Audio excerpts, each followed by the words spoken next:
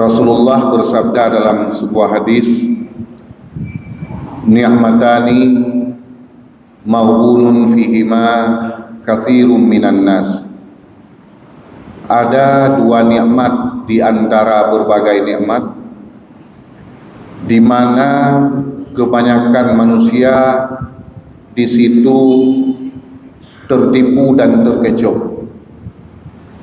Artinya ketika nikmat itu masih ada, dia tidak memanfaatkannya dan tidak menggunakannya dalam rangka untuk memperbaiki hubungan dirinya dengan Allah Subhanahu wa taala. Yang pertama yaitu as-sihhah, nikmat kesehatan, dan yang kedua al-firaq, nikmat kesempatan. Artinya kesehatan yang diberikan oleh Allah ini seharusnya dipergunakan oleh manusia pada hal-hal yang positif, pada hal yang baik untuk memperbaiki ibadatnya kepada Allah, untuk memperbaiki hubungannya dengan Allah Subhanahu wa taala. Yang kedua adalah kesempatan. Selagi ada waktu, seharusnya manusia menggunakan waktu yang ia punya untuk meningkatkan ibadat dan taatnya kepada Allah. Paling tidak, waktu itu dipergunakan oleh manusia tidak pada perkara-perkara yang membuat manusia itu makin dekat dengan neraka. Ada seorang ulama sufi, Hatim Al-Asam, pernah mengungkapkan dalam sebuah pernyataannya, arba'ah la ta'rifu la ya'rifu qadraha illa arba'ah. Ada 4 macam perkara yang tidak dipahami betul nilai keempatnya kecuali oleh 4 golongan manusia. Yang pertama disebutkan asyabab, yaitu masa muda. La ya'rifu qadraha illa syuyukh, tidak dipahami nilai masa muda itu kecuali oleh orang yang sudah memasuki usia tua. Akan alami berbagai persoalan-persoalan yang kadang-kadang lagi katanya kembali lom kepada masa lagi bawa temanya. Sebagaimana firman Allah dalam Al-Quran, wa man nu'ammirhu nunakkishu fil khalqi afala yaqilun.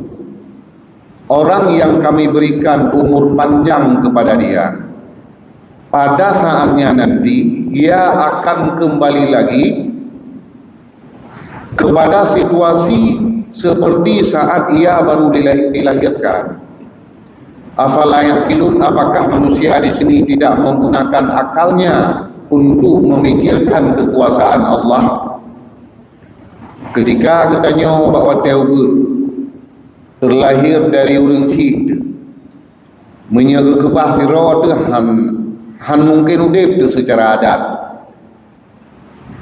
Sidom mentang dikerumuni katanya han tak sampuh sidomnya, han tak paru nyandum lemah katanya. Sampai usia katanya mencapai kira-kira 7 tahun, katruk usia yang disebut dalam fikih dengan standar tamyiz bagi seseorang bayi, baru katanya taduri terputo, yang lih, yang bu, yang kotoran. Sebelumnya kita membutuhkan kepada pengasuhan. Butuh perlai lagi tanya benar urung-urung tu, yang hana urung-urung tu kadang-kadang secara adat hanudip. Demikian juga manusia ketika diberikan umur panjang oleh Allah Subhanahu wa taala, sudah memasuki usia 70 ke atas. Yang pertama ia butuh pendampingan. Hana nyaman kami hana orang yang mendampingi. Kemudian memasuki usia lebih dari 70, nyo kadang-kadang sampai truk tingkat lagi kita nyo lagi banyak telok. Bak wate banyak tu, wate tak kata hajat benar urang rah, benar urang yang urus. Demikian juga wate usia kita nyo kabra tuha perlai kepada urang urus. Maka oleh karenanya masa yang paling kuat seseorang yang diberikan kepada dia tenaga, diberikan kemampuan dengan fisik yang kuat adalah pak masa muda. Ketika kita nyo usia katuha, timbul kesadaran dalam hati untuk meningkatkan ibadat karena kita sudah sadar bahwa kita tidak lama lagi mungkin akan dijemput oleh Allah Subhanahu wa taala, tetapi kondisi yang kita alami tidak memungkinkan lagi. Kita sudah lemah dengan berbagai keadaan-keadaan yang membutuhkan pendampingan. Hinokeh timbul penyesalan bahwasanya andai kata pak masa muda tertengah tegak tak gunakan wate sebaik mungkin, kita menggunakan kekuatan fisik yang diberikan oleh Allah Subhanahu wa taala untuk memperbaiki ibadat dan menambah ketaatan kepada Allah Subhanahu wa taala, duna ka menumpuk pahala yang kita nyotamun. Hinan baru bernilai, baru meyung masa muda kita ya. Kedua disampaikan oleh Hadim Al-Asam, al-afiyah la ya'rifu qadraha illa ahlul bala. Kesejahteraan hidup dan kedamaian hidup, tidak diketahui nilai kedamaian dan kesejahteraan hidup ini kecuali oleh orang atau kelompok manusia yang sedang diuji oleh Allah dengan bala. Taudib lang masa darurat militer mentang ligitanya tersiksa dengan perasaan ya anak tersakit kadang tengah malam membutuhkan kepada obat hanya minta yang dunia, padahal hana beralang uji oleh Allah Subhanahu wa taala cuma dengan rasa takut. Bagaimana kalau Allah Subhanahu wa taala memberi ujian seperti yang diberikan ujian oleh Allah saat ini kepada masyarakat Gaza? Kehidupan di Gaza saat ini,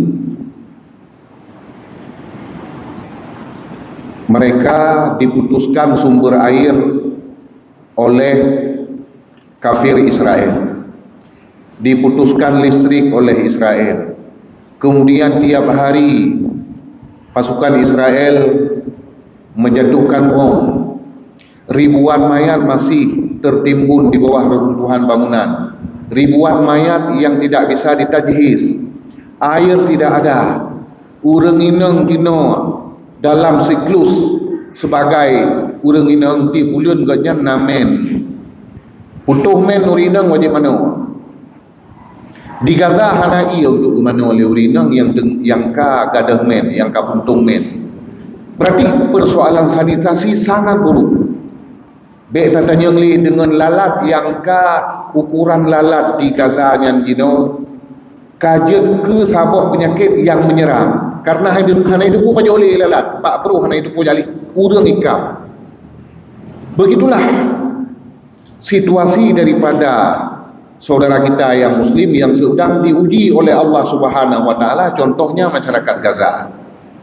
Wate lagi yang kondisi dengan diuji oleh Allah Subhanahu wa taala. Nah, rencana untuk tanah lakukan berbagai acara-acara keagamaan untuk meningkatkan kualitas ibadat hana cara. Maka situasi keamanan, kedamaian dan kesejahteraan hidup yang diberikan oleh Allah Subhanahu wa taala saat ini gunakanlah sebaik-baiknya untuk meningkatkan ibadat, untuk mensiarkan acara-acara yang bernafas Islam dan sebagainya. Yang kelih disampaikan as-sihah la ya'rifu qadraha illal marda. Kesehatan itu tidak dipahami nilai kesehatan itu kecuali oleh orang yang sedang sakit. Orang kita tanya orang sakit, baik sakit berat. Tingkat mumasalah ego teman-teman. Hawa tentang jib, ia yang kena lepas tajib. Baik lu pegang kau diri lu sendiri. Oh, karena nak sakit-sakit ilham ego juga dan jib ia yang kena hantar jib takut untuk kemangusi. Yang dalam kehidupan sosial. Begitu juga dalam persoalan keagamaan. Ketika kita sudah mengalami sakit, tak kalah jino orang lain ahwate bulan Ramadan mengadakan acara Qiyamul Lail. Mereka melaksanakan acara i'tikaf 10 malam terakhir di masjid dalam bulan Ramadan. Kita ingin, tetapi saat itu kesehatan kita tidak mendukung, maka saat itulah muncul rasa penyesalan. Mengapa waktu saya sehat tidak menggunakan waktu untuk hal-hal seperti ini?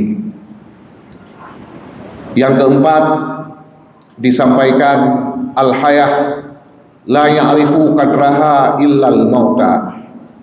Kehidupan itu tidak ada yang tahu, tidak dimengerti nilai daripada kehidupan ini kecuali oleh orang yang sudah meninggal. Rasulullah menyampaikan pada sahabat pada saat melewati sebuah kuburan. Sahabat bertanya, "Ya Rasulullah, itu kuburan siapa?" Dijawab oleh Rasulullah, "Kuburan si Fulan bin Fulan," disebut nama. Lantas sahabat menanyakan pada Rasulullah, "Ya Rasulullah, orang yang sudah meninggal dunia saat ini, apa yang paling diinginkan? Apa yang paling diimpikan?"